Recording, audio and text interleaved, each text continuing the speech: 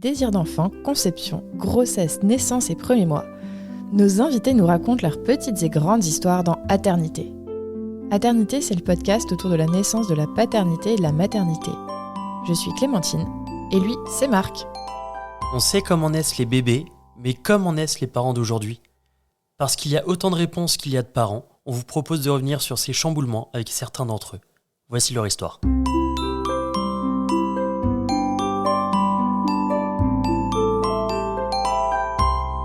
Précédemment dans Aternité, nous avons parlé d'un deuxième accouchement. Nous avons parlé. Nous avons parlé, voilà, bon résumé. On s'était arrêté la semaine dernière à ce moment de la rencontre entre le frère et la sœur. Ouais. Comment ça s'est passé ? La rencontre s'est bien passée. On avait prévu un petit temps où d'abord elle me revoyait moi, mais en fait elle voulait juste voir son frère. Donc c'était super émouvant et super drôle et super inquiétant parce qu'elle a commencé à vouloir lui faire des câlins hyper forts et donc on s'est dit câlins prise de catch. Ouais, on s'est dit que ça allait être sport. Et ça a été effectivement sport ? En vrai, pas tant que ça en fait. Elle est tellement, elle l'entoure tellement d'amour que leur relation en fait non, c'est pas compliqué du tout. C'est super fluide, je trouve. Il reste juste en fait, c'est juste que quand on sent qu'elle a envie de lui faire un câlin, pendant un certain temps, il a fallu quand même contrôler l'intensité. Oui. Mais c'était bienveillant. C'est juste que elle a 3 ans, elle avait 2 ans et que. Oui, il faut pas les laisser tout seuls, c'est sûr. Mais il y a pas eu de ressentiment ou de crise ou de quoi que ce soit envers le petit frère. Ça a toujours été pour l'instant. Soyons prudents. Mais je dirais qu'il a que 4 mois. Ouais. mais pour le moment, ça a toujours été c'est mon petit frère. C'est mon petit frère à moi, c'est mon loulou à moi. C'est mon fils. Non, calme-toi. Elle joue un peu à la poupée, quoi. Oui, voilà. Envie de s'en occuper. Ouais, franchement, c'est beau. Et même quand c'est difficile, juste les voir comme ça, c'est super agréable. Et vous, comment vous vous sentez sur cette deuxième naissance ? Vas-y. Je dirais qu'au début, j'étais, comme à chaque fois, ça veut dire, j'étais assez confiant dans le sens où. Ouais, il y a un schéma quand même. Il y a un schéma quand même, ça fallait que je réfléchisse. J'étais assez confiant sur le déroulé en disant, on est parents. J'étais persuadé que le passage, je pense que c'est encore le cas, hein, mais j'étais persuadé que le passage entre pas d'enfant et un enfant était pire qu'un enfant à 2 enfants. Parce qu'on avait déjà appris tout un tas de choses sur la parentalité, qu'on était devenus parents et voilà. Et je pense que c'est quand même vrai parce qu'il y a beaucoup de trucs où on se pose plus du tout les mêmes questions, où il y a beaucoup de choses qui sont automatisées. Par contre, il y a un gros changement qui est que le fameux quand bébé dort, je dors, ça marche plus quand il y a un aîné parce qu'en fait la journée on ne dort pas du tout et que du coup on est beaucoup plus fatigué. Et que même en connaissant certains trucs, en fait, en étant fatigué, il y a toujours forcément des tensions, des manques de communication ou de la mauvaise communication parce qu'on est fatigué et qu'en fait c'est quand même compliqué. Ouais, puis le temps qu'on pouvait passer avant à se reposer, on le passe à s'occuper de la plus grande. Après, moi, c'est vrai que ce qui m'a un peu pris par surprise, c'est que je pensais que j'avais mon identité de mère en étant déjà mère d'un enfant et en fait non, c'est un rechangement d'identité de par la césarienne et de par maman d'un petit garçon et d'un deuxième enfant, c'est quand même pas la même chose. De matrescence. Ouais, en fait, mais c'est moins pire, je trouve, perso, quand même, la deuxième. Mais c'est quand même quelque chose, je pensais que ce serait easy, c'est bon, je suis déjà maman. Non, en fait, pas. Il y a quand même des choses à travailler. Et bon, aussi, ça a été empiré parce que notre petit garçon, il a été hospitalisé à 15 jours de vie après le retour à la maison. Donc, forcément, ça a rajouté des difficultés à notre postpartum. Qu'est-ce qui s'est passé ?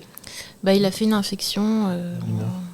En soi, c'était pas très grave, mais ça nécessitait 10 jours d'hospitalisation. Ouais, quand même. En fait, ça faisait une semaine qu'on était à la maison parce qu'on est parti seulement à la J7 de la maternité, vu qu'il a eu des passages en néonat. Et après, on a passé 6-7 jours à la maison. Et à un moment donné, le soir, quand on allait se coucher, on trouve un peu chaud, on mesure la température. Il avait 37,8. T'étais confiant. J'étais confiant. Je me suis dit non, c'est le soir, ça va passer, on contrôlera plus tard. En fait, pas du tout. À 2h du matin, quand il se réveille pour téter, 38, 9, je crois, je sais plus. Peu importe, mais il a la fièvre, clairement. Okay. Et sauf que là, on revient sur le côté médecin et parents. En fait, fièvre à 10 jours de vie, on savait exactement ce que ça lui a donné. C'est qu'on n'a pas le choix d'aller aux urgences. On savait qu'il allait avoir une ponction lombaire. On savait qu'il allait avoir une analyse d'urine, une prise de sang, machin. Beaucoup d'examens. Dans une fraction de seconde, on s'imagine tout ça sur le... C'est pire de le savoir. Oui, mais c'est pour ça que je le précise, c'est que vraiment, c'est pire. Je pense que ça n'améliore absolument pas l'expérience. Parce que dans la seconde, on sait tous les deux, on se regarde, on sait qu'il va souffrir cette nuit. Ouais. Et qu'il y en a un de vous deux qui va vraiment pas dormir du tout. Ouais, mais enfin les deux en vrai, parce que moi je suis restée pour ma fille, mais bon, je savais que mon fils il allait morfler, et puis j'étais inquiète, je voulais savoir ce qu'il avait, et je me suis dit, mais en fait on sera jamais tranquille quoi. Mais bon, finalement c'est passé relativement vite quand même. Oui. C'était pas quelque chose de. C'est une infection qui se traite facilement, facilement avec des antibiotiques. Le seul problème, c'est qu'à 10 jours, des antibiotiques, c'est que intraveineux. Et que, sur un tout petit bonhomme. Et que sur un tout petit, avec un cathéter, on peut pas faire, même on l'avait essayé de l'envisager, mais même une hospitalisation à domicile, c'est pas possible. Et donc ils nous ont dit non, c'est 10 jours à l'hôpital. Okay. Sauf que c'est non-stop avec lui, et donc de nouveau, ce qu'on avait vécu à minima pendant les 3-4 premiers jours où Maria ne voyait pas du tout la grande, et ben là pareil, pendant 10 jours on devait se relayer, celui qu'il y en a un qui passe les nuits à l'hôpital et du coup qui voyait pas la grande, c'était des allers-retours avec une cicatrice de césarienne, top. Mais on a été une bonne team sur cette période. C'est après que c'est un peu parti en cacahuète. Oui. Le premier mois a été très compliqué, mais par contre, on était vraiment soudés. Ouais. En même temps, on n'avait pas le choix. On n'avait pas le choix, oui. Quand t'es vraiment dans la merde, ça soude. Ouais. C'est ça. C'est un bon ciment. Et après, c'était tellement facile qu'on a cherché un peu de difficulté. Qu'est-ce qui s'est passé ? C'est-à-dire après, donc il y a eu ce mois où vous étiez une vraie type, et puis après, c'est quoi ? C'est baby clash à nouveau ? Ouais, non, après, il faut dire que progressivement. C'est progressif, et aussi que cette fois-ci, j'avais pas une dispo de 6 mois, j'étais un médecin généraliste installé, donc la CPM m'octroie à 28 jours, enfin 25. Et j'avais choisi de prolonger jusqu'au deuxième mois, enfin je me suis arrêté 2 mois en tout. Okay. Mais sur le deuxième mois, j'avais une remplaçante, j'avais 0 revenu, quoi. Donc je pouvais pas faire 6 mois. Et donc après, avec le travail, j'ai essayé un maximum quand même de réduire un peu les horaires, d'essayer d'annexer la charge mentale du cabinet en la laissant au cabinet, mais voilà.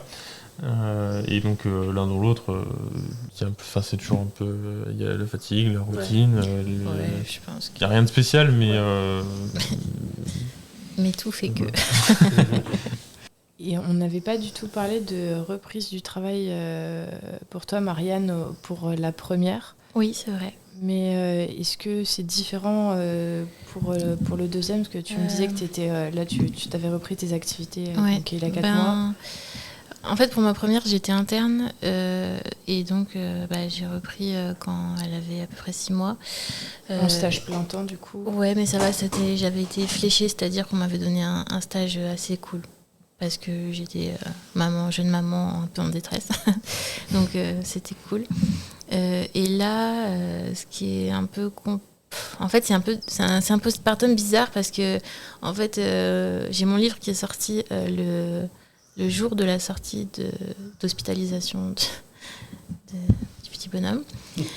Donc, ça en est suivi un peu de promo, mais bon, ça m'a permis de garder une part de cerveau réveillée, ce qui est pas mal. Et puis là, la reprise du travail, en plus de mon activité de rédactrice, c'est un peu spécial, parce que j'ai souvent le petit aussi à la maison avec une babysitter, mais je l'entends, quoi. Donc, il faut se concentrer, c'est pas évident. Et j'ai pas repris le cabinet pour l'instant. Et je sais pas quand je vais reprendre, si je vais reprendre, comment je vais reprendre. Parce que la différence non négligeable, c'est que la première fois, on était pendant 6 mois tous les deux sans travail, mais que la première est née en mai Et donc en septembre, elle avait 4 mois et demi et on avait une place en crèche en septembre. Et le deuxième est né en janvier. Et moi, je n'ai pas pu faire autrement que de reprendre à 2 mois et que il n'y a pas de place avant septembre toujours. Sauf qu'il sera beaucoup plus vieux. Et donc en fait, en attendant septembre, on n'a pas de solution. Donc on va s'arranger. Là, pour l'instant, c'est la babysitter qui vient sur mes horaires de travail. Et après, ce sera Lucas qui va... Comme je travaille 3 jours par semaine... Je vais enlever un jour de travail. En août, on part en vacances. Voilà. Mais... Bon, voilà. Mais oui, il reste 1 mois et demi. Ouais, non, mais en vrai, c'est un rythme à trouver. J'ai repris il n'y a pas longtemps, donc là, c'est un peu encore le brouillard. Mais voilà, c'est différent, en fait. Mais finalement, j'ai moins de pression parce que je me sens moins contrainte. Avant, j'avais mon internat à finir et c'était quand même un certain poids sur mes épaules. Ouais, une pression, carrément. Et comment t'as, pour ton bouquin, comment t'as été... Enfin, c'est toi qui l'as publié ou t'as été... Oui, je me suis auto-éditée. Enfin, j'ai fait appel à une maison d'auto-édition. En fait, on paye un service pour qu'ils nous fassent la mise en page. Bon, en vrai, j'aurais pu la faire, mais avec l'accouchement, tout ça, non, en fait. Donc, j'ai délégué et donc, ils m'ont fait la mise en page. Ils ont géré la distribution. Okay. Moi, j'ai fait le texte et la couverture. Et, voilà. Et toute la com derrière. Et la com. Ouais, c'est pas négligeable. Et il s'appelle comment ce livre? Parce qu'on ne l'a pas dit, je crois. Si. Ah si, pardon. Ah bah fallait suivre. Oui, mais pardon, je suis confus. C'est Le temps du printemps. Ah oui. Ouais. On l'avait dit. Ça te dit quelque chose vaguement. Oui, Pourquoi le temps du printemps? Bah parce que c'est... En fait, pour être honnête, j'avais hésité entre le temps de l'insouciance et le temps du printemps. Et pour moi, le temps du printemps, comme je disais tout à l'heure, c'est vraiment le moment où tout va bien, tout roule. Donc pour moi, c'est le souvenir de notre mariage. Et cette insouciance, quand on devient parent, honnêtement... pour moi, elle s'est envolée complètement. J'ai eu du mal à la retrouver. Je l'ai retrouvée 5 minutes et ça m'a donné envie d'en avoir un deuxième.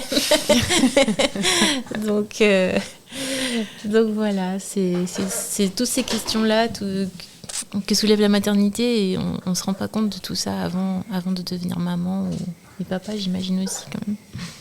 Et est-ce que tu veux nous parler un petit peu de ce que tu racontes dans ton livre ? Je raconte un petit peu ce dont on a parlé aujourd'hui, mais je parle aussi de tout ce que représente le métier de médecin, comment le métier de médecin influence la vie de maman et comment la vie de maman influence le métier de médecin. Et je parle aussi de nombreux défis que les femmes ont à relever dès le plus jeune âge, ici, dans notre pays. Petit côté féministe ? Oui. Ah oui, non, c'est pas un petit côté, c'est clairement féministe. J'ai mis du temps à l'assumer dans ma communication, mais en vrai, c'est un livre qui est engagé sur plusieurs sujets de société, mais vraiment féministe. Et j'ai beaucoup de retours qui me disent qu'ils déculpabilisent beaucoup les mamans, donc ça me fait vraiment beaucoup de bien parce que c'est le but, montrer que peu importe notre profession, on est toutes pareilles, on est toutes dans le même bateau.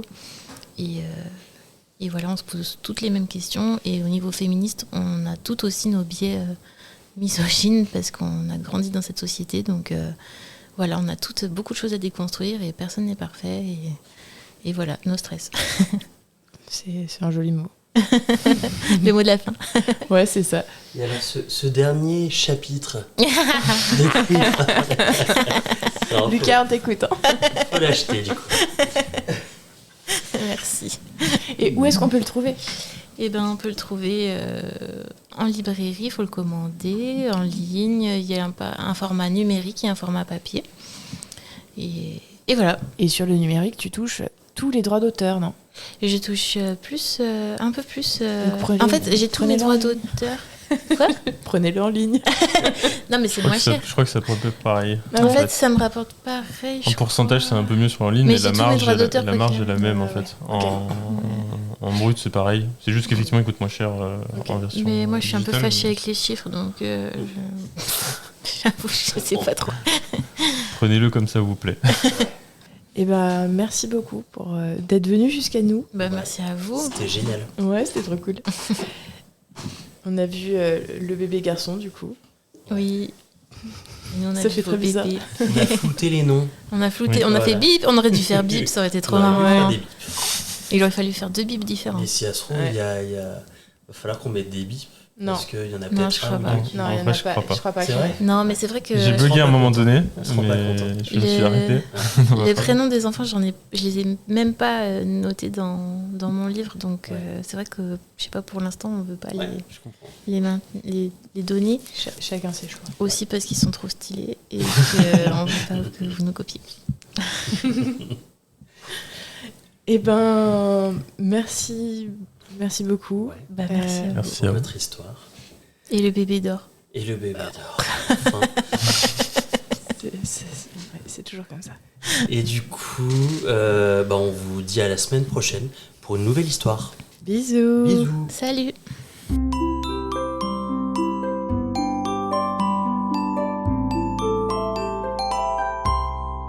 Merci de nous avoir écoutés. On espère que cet épisode vous a plu. C'est grâce à vos retours et à votre soutien qu'on continue à produire des épisodes. Pour nous aider, abonnez-vous, mettez un maximum